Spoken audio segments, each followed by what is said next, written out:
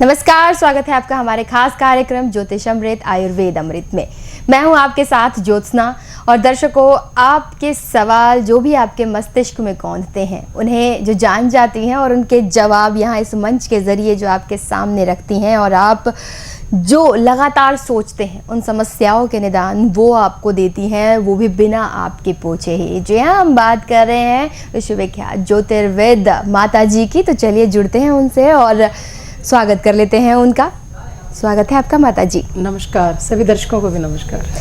माता जी, आज बात करना चाहूँगी कि जिस तरह से हम बात करते हैं कि पाठ पूजा करनी चाहिए, या फिर लोगों को उपाय भी सुझा दिया जाता है कि ये पाठ कर लो, ये स्तोत्र पढ़ लो तो आपके जीवन से ये चीज़ें घट जाएंगी, ये चीज़ें हट जाएंगी, या फिर तमाम चीज़ों के बारे में जो उपाय बताए जाते हैं। आखिरकार इससे अगर कहा जाए जिन लोगों को सही नहीं होता, जिन लोगों को सुटेबल नहीं होता, इससे किस तरह के नुकसान हो सकते हैं पाठ पूजा के साथ? सुटेबल नहीं, जिन लोगों की कुंडली में करना बनता ही नहीं है। हाँ जी, है ना। हाँ जी।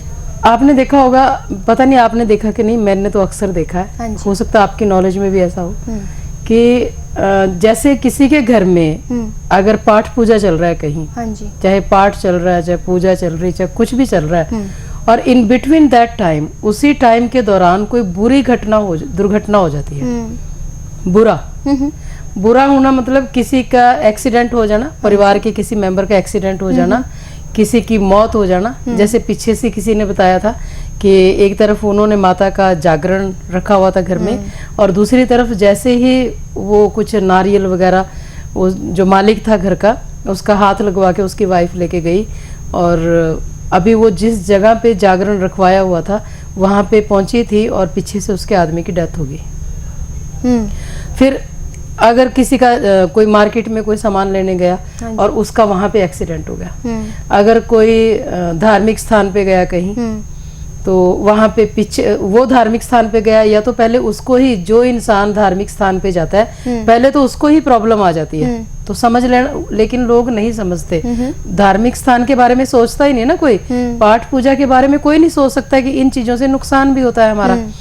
मान लो कोई इंसान धार्मिक स्थान पे गया और उसका वहां नुकसान हो गया, वो तो एक बात है, लेकिन उसके पीछे उसके परिवार का भी नुकसान हो जाता है, वो बड़ी अहम बात है। लोगों को पता ही नहीं चलता। और कई धार्मिक स्थान तो हमारे यहाँ ऐसे हैं, हमारे देश में, जहाँ की फोन सर्विस भी नहीं होती, आदमी कांटेक्ट भी नहीं कर पाता फैमिली को, तो वहाँ भी ज्यादा प्रॉब्लम हो जाती है। तो इस तरह से जहाँ जहाँ जो प्रॉब्लम आती है, अगर किसी ने कोई हवन यज्ञ कराया, जैसे कल मैंने बताया था कि मोगा में, वहाँ पेपर्स में भी न्यूज आई है कि वहाँ पे किसी के यहाँ दुकान का कोई पाठ वाठ चल रहा था और पूजा चल रही थी, और वहाँ पे आग लग गई, सब सामान जल गया। तो पहले के टाइम में लोगों का ध्यान नहीं जाता था इन बातों की तरफ कि ये सारे नुकसान क्यों होते हैं। हाँ जी। अब जब हमने प्रोग्राम किया तो लोगों को समझ में आया कि इसके पीछे भी कोई कारण है। हाँ जी। एक्चुअली हर चीज के पीछे कोई ना कोई कारण होता है, ये तो पता ही है सबको। लेकिन ये जो ज्योतिष से रिलेटेड जो काम था, पाठ पूजा, धार्मिक स्थान, हवन यज्ञ, कोई भी दान दक्षिणा, ये करने से भी नुकसान होता है, ये लोगों को नहीं पता था। जैसे पीछे मैं महाराष्ट्र में गई, बॉम्बे में आए थे कोई मिलने मुझसे, उन्होंने, उस लेडी ने बताया कि मेरे बेटे का सतनाजा नहीं होता, जैसे 7 तरह के अनाज इकट्ठे करके उन्होंने दान किए, 80 के 90 किलो किए थे, पता नहीं कुछ ऐसा बताया था। और उसके 10 दिन के अंदर अंदर उनका लड़का इतनी बुरी तरह से बीमार हुआ कि 2 महीने वो हॉस्पिटल में रहा और 5 लाख रुपए खर्चा आया। 5 लाख की भी कोई बात नहीं, लेकिन बहुत बुरी तरह से बीमार हुआ वो। तो बताओ, उनका ध्यान नहीं था पहले, उनको नहीं पता था कि ये पाठ पूजा के कारण बीमार हुआ, दान के कारण बीमार हुआ, उनको नहीं पता था। क्योंकि जब दान करते हैं तो पाठ पूजा तो करवाता ही है कोई ना कोई पंडित। तो जब उन्होंने हमारा प्रोग्राम देखा तो उनको समझ आई कि अरे ये तो हमने दान किया था, इसके लिए मृत्यु तुल्य कष्ट आया इसके ऊपर। तो फिर वो मेरे पास आई और मैंने बताया कि ये बनता ही नहीं था दान करना। दोनों बेटों की कुंडलियां देखी और दोनों में निकला कि दान नहीं करना बनता। तो इस तरह से लोगों के नुकसान पे नुकसान होते गए। किसी ने मकान बनाया, नुकसान हो गया। किसी ने लड़की की शादी करी या लड़के की शादी करी, उसमें हवन यज्ञ करा लिया, या धार्मिक स्थान के अंदर, जैसे आजकल ज्यादा रिवाज चला हुआ, धार्मिक स्थानों के अंदर ले जाके मंदिर, मस्जिद, गुरुद्वारे, चर्च, सब जगह ले जाके शादियां करवाते हैं लोगों में, है ना। अब कईयों की कुंडली में अगर मान लो किसी की कुंडली में शनि ग्रह 8वें घर में है और उनका धार्मिक स्थान पे जाना नहीं बनता, या राहु ग्रह 8वें घर में है, या बृहस्पति नीच का 8वें घर में, अगर किसी का ऐसा है और उनका तो धार्मिक स्थान पे जाना नहीं बनता, लेकिन उनको जबरदस्ती ले जाके वहां पे शादियां करवा देते हैं या वो चले जाते हैं किसी कारण से, तो फिर उनका 1.25 महीने के अंदर अंदर नुकसान भी हो जाता है। और जितने भी दर्शक प्रोग्राम देख रहे हैं इस टाइम, सबको पता है इस बात का, सबने अपनी अपनी दुर्घटनाएं जो हैं वो कैलकुलेट करी, हाँ जी, गिनती करी कि मैं कौन से धार्मिक स्थान पे गया, मेरा ये नुकसान हुआ, कौन से मैंने पाठ पूजा कराया, मेरा ये नुकसान हुआ, कौन सा मैंने दान किया, मेरा ये नुकसान हुआ। जब लोगों को पता चला तो लोगों की आंखें खुली कि इन घटनाओं दुर्घटनाओं के पीछे तो कारण है कोई ना कोई। फिर लोगों ने अब तो खैर करना बंद कर दिया, मेरा कहना मानते हैं लोग, ऐसी बात नहीं, हमारे प्रोग्राम का बहुत असर हुआ, लोगों ने धार्मिक स्थानों पे जाना छोड़ दिया, पाठ पूजा छोड़ दिए। मैं किसी को मना नहीं करती कि आप पाठ पूजा मत करो, मेरा ऐसा कहना है लोगों को लाल किताब के हिसाब से कि अगर कोई कर्म जो भी धर्म से रिलेटेड, चाहे वो धार्मिक स्थान पे जाना, चाहे वो पाठ पूजा करना, चाहे वो दान करना, चाहे कुछ भी व्हाटएवर, किसी की हेल्प करना, कई लोगों को बड़ा शौक होता है दूसरों की बेटियों की शादियां करवाना। एक दिन ऐसा आता है कि खुद की बेटी बैठी रहती है बेचारी, उसके पास उसी आदमी के पास अब खुद की बेटी की शादी के लिए पैसे नहीं होते, क्योंकि उसने पहले ऑलरेडी इतना दान कर लिया लोगों की बेटियों की शादी में, उसका ग्रह कमजोर हो गया वो, और अब उसकी खुद की बेटी के लिए पैसे नहीं है। तो इस तरह की बातें क्यों होती हैं? एक बार पीछे से हमारे प्रोग्राम में किसी की कॉल आई थी, लाइव कॉल, उन्होंने बताया था कि मैं ये कोई संस्था बनाई हुई है उन्होंने, और वो भी लोगों की बेटियों की शादियां करवाते हैं, और उनके चारों बच्चे दुखी, मतलब चारों की शादियां ही नहीं हुई। पीछे से हमारे प्रोग्राम में बताया था लाइव। तो अगर ये सब करना इतना सही होता, अगर जैसे वो दूसरों की बेटियों की शादी करवाते थे, अगर ये करना सही होता तो उनके तो चारों बच्चे खुश सुखी होने चाहिए थे, फिर वो दुखी क्यों है? बच्चों के साथ साथ माँ बाप दुखी क्यों है?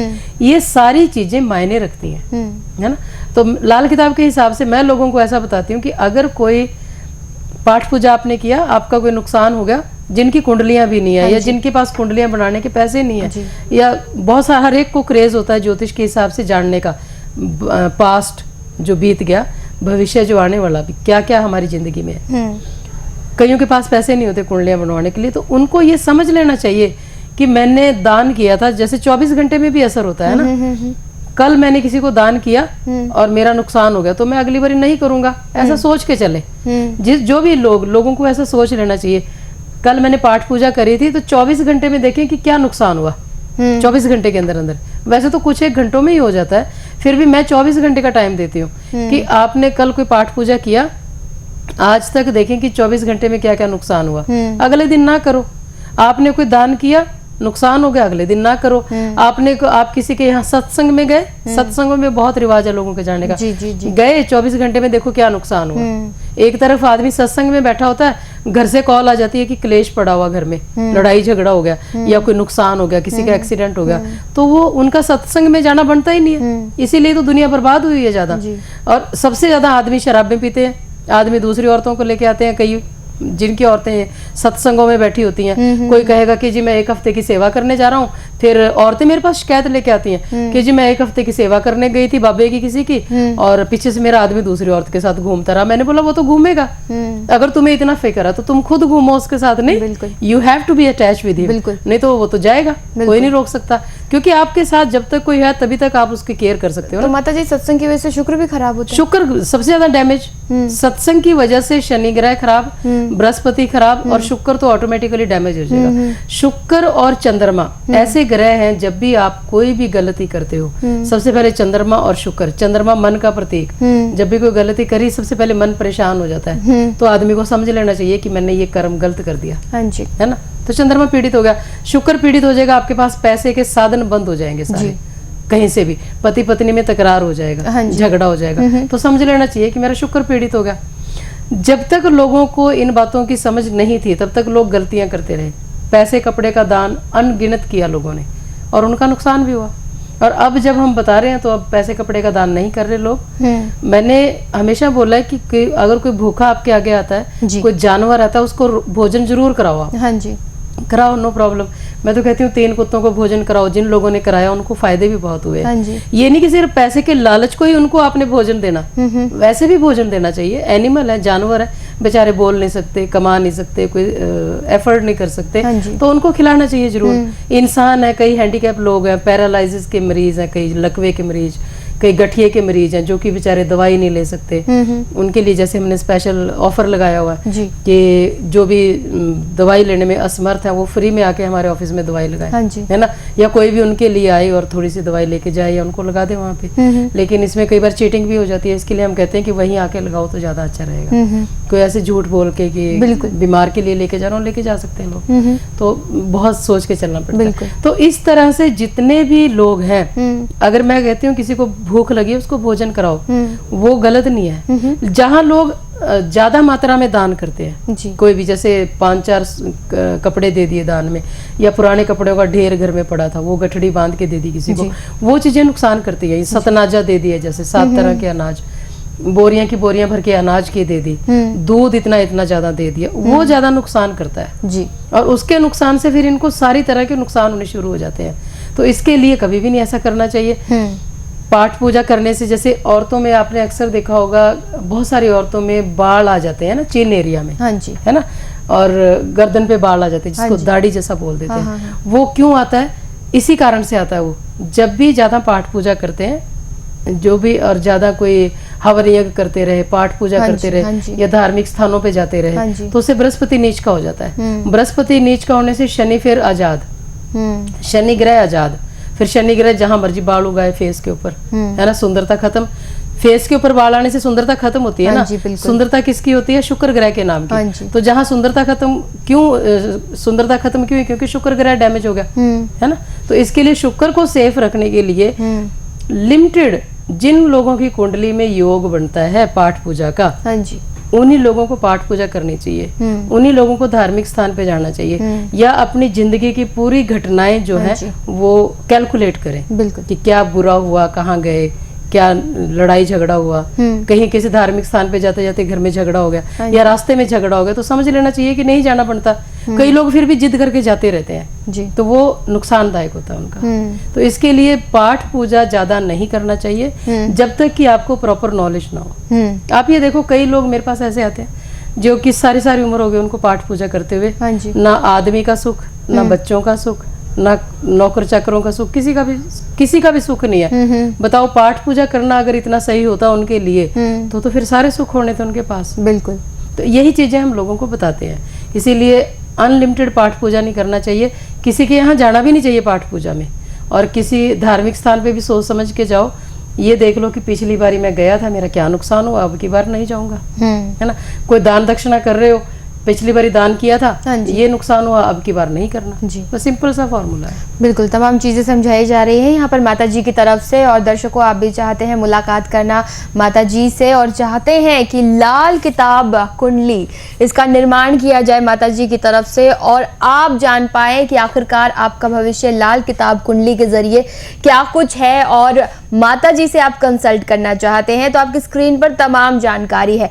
आपको अगर लाल किताब कुंडली बनवानी है तो आपके स्क्रीन पर नंबर भी मौजूद है, आप इसे बनवाना चाहते हैं और माता जी से मुलाकात करना चाहते हैं तो स्क्रीन पे आपके तमाम नंबर्स मौजूद हैं, बस आपको फ़ोन करना है, तमाम जानकारी आपको संपर्क से आते ही दी जाएगी, और माता जी आपकी मदद करने के लिए लगातार मौजूद है। माता जी, हम जब भी बात करते हैं कि लाल किताब के नियमों का पालन करना चाहिए, और वो नियम जो कि तमाम चीज़ें जो हम गलत कर रहे होते हैं, हमारे जो डूज हैं, हमारे जो डोंट्स हैं, वो हमें बताए जाते हैं लाल किताब के जरिए, लेकिन बावजूद इसके लोग, हाँ, लोगों को ज्योतिष की तो इज्जत सारे करते हैं। हाँ, मुझे बड़ी खुशी है इस बात की, हम भी करते रहे। हाँ जी, पहले करते रहे जब नॉलेज नहीं थी। अब तो मैं तो कहती हूँ कि अगर दुनिया में कुछ चीज है तो ज्योतिष है जी। बिल्कुल, तो ज्योतिष की इज्जत सारे करते हैं, इसीलिए अच्छा होता है या बुरा होता है घर में, सबसे पहले लोग ज्योतिषी के पास जाते हैं जी।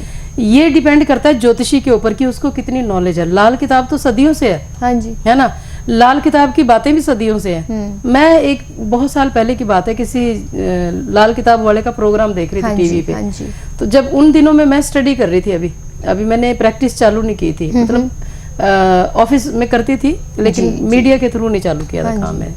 तो मैं देख रही कि ये सिर्फ मार्केटिंग कर रहे थे हाँ जी। लाल किताब हाँ की जी। कि लाल किताब बनवाओ, इतने पैसे लगेंगे और इसका फायदा उठाओ। अब लाल किताब का फायदा उठाओ तो मैं ये देख रही थी कि मैंने पूरा आधे घंटे का प्रोग्राम देखा, 2-3 बार देखे उनके, यूट्यूब पे कई प्रोग्राम देखे। तो मैंने सोचा कि ये असली बात तो बता नहीं रहे कि दुख का कारण क्या है ना। लाल किताब का जो मैसेज है असली, वो तो नहीं पब्लिक तक दे रहे, जी। तो लोगों को भला कैसे होगा। हाँ जी। जैसे उस टाइम में मैंने नोट किया कि शनि ग्रह 8वें घर में है किसी के, हाँ जी। ऐसे लोगों को धार्मिक स्थानों पे नहीं जाना चाहिए जी। तो कोई नहीं बता रहा था उस टाइम में, बिल्कुल। लाल किताब वाला। फिर मैंने देखा कि मंगल ग्रह 10वें घर में है, तो हाथों के एरिया में कुछ भी नहीं डालना चाहिए, मतलब कोई नग वगैरह या कुछ भी नहीं डालना चाहिए। तो मैंने देखा कोई लाल किताब वाला इस तरफ ध्यान ही नहीं दे रहा। फिर उसमें था कि अगर किसी का मंगल ग्रह 10वें घर में है, ऐसे लोगों को अन्न का दान नहीं करना चाहिए, कोई भी नहीं बता रहा था। फिर बृहस्पति नीच का है, पाठ पूजा नहीं करना चाहिए, ये किसी ने नहीं बताया। शनि 8वें घर में है, ऐसे लोगों को दान नहीं करना चाहिए, किसी ने नहीं बताया। राहु ग्रह 8वें घर में है, ऐसे लोगों को हवन यज्ञ, धुआं जहाँ से जागृत होता है धुएं से राहु ग्रह, वो नहीं करना चाहिए, किसी ने नहीं बताया। अब मैं देख रही थी कि ये लाल किताब से फायदा क्यों नहीं हो रहा लोगों को। मतलब लोग उसके बावजूद भी, बहुत सारे लोग मेरे पास आते थे उस टाइम में कि हमने लाल किताब यहाँ से बनवाई वहाँ से बनवाई, आराम नहीं आ रहा। मैंने बोला भी लाल किताब तो अपने आप में एक इतनी जबरदस्त चीज़ है, मैंने जब से अपनाई है मेरी लाइफ चेंज होगी, मेरी फैमिली की लाइफ चेंज होगी, तो आप लोगों की चेंज क्यों नहीं। तो फिर मैंने उनको पूछा, फिर ये जितनी भी सावधानियां है ना इसमें, ये सारी बातें निकली। कोई कहता है कि मेरे दूसरी औरत या दूसरे आदमी से संबंध वाली बात अक्सर ज़्यादातर आई।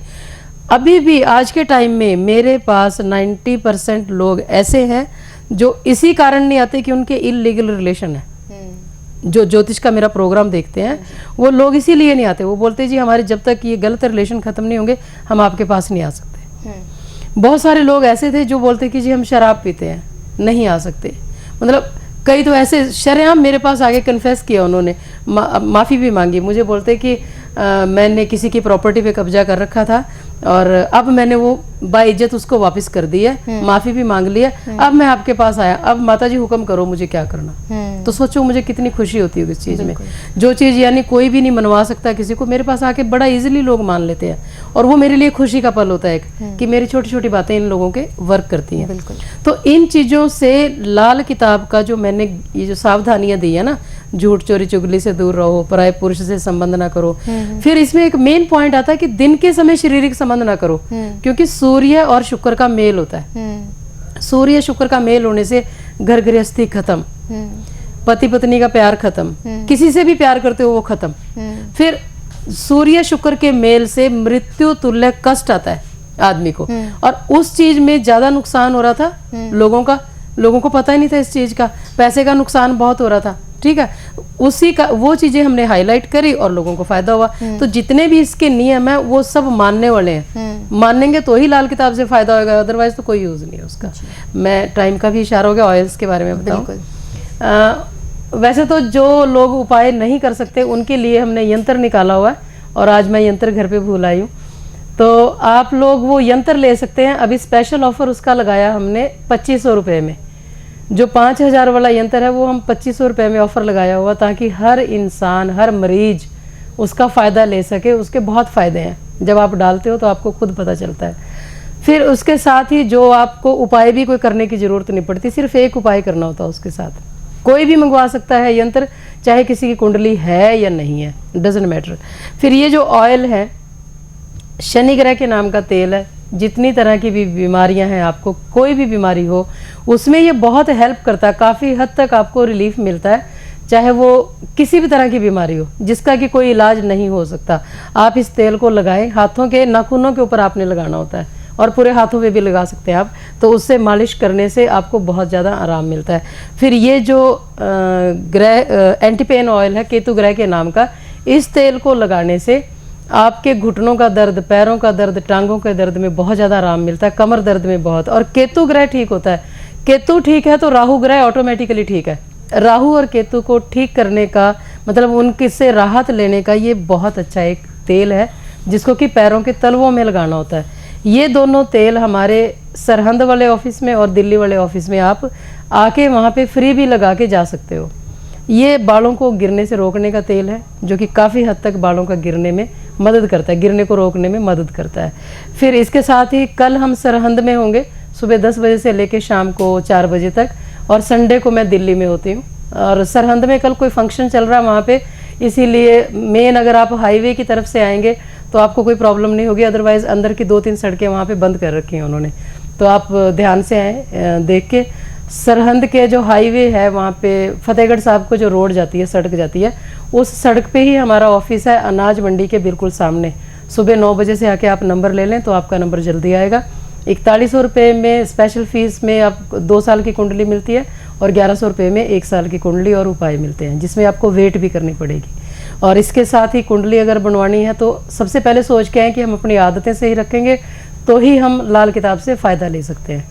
तो बिल्कुल अहम जानकारी यहाँ पर दी है माता जी ने, और माता जी ने मुलाकात की बात भी बता दी है। अगर आप मिलना चाहें सरहंद में तो वो रहेंगी कल उपलब्ध, और आप आए माता जी, अहम जानकारी दी उसके लिए बहुत बहुत धन्यवाद। थैंक यू, नमस्कार।